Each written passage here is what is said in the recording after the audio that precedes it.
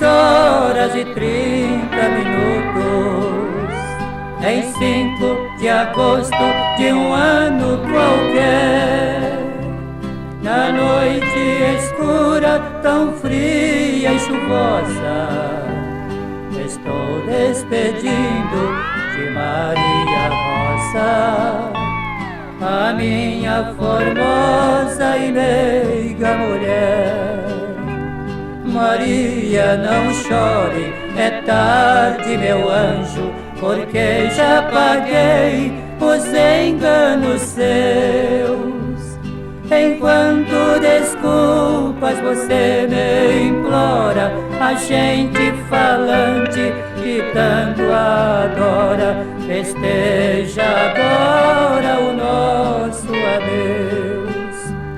Não fique comigo, estou de partida, e deixe que o vento da chuva me açoite.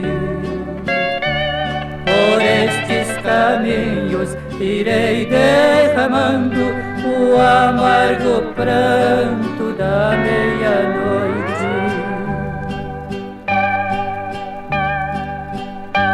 Já faltam apenas uns 5 minutos. Vou pegar um trem pra Minas Gerais, que ao companheira dos meus desenganos perdemos na luta um mundo de planos que as rondas dos anos não trazem jamais.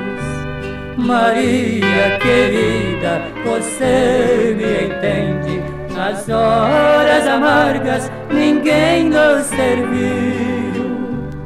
Eu deixo um troféu a quem vem e some, e ainda estraga o prato em que come, a gente sem nome que nos destruiu.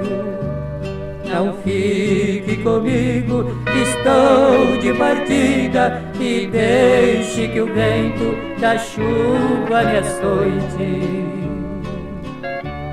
Por estes caminhos irei derramando o amargo pranto da meia-noite.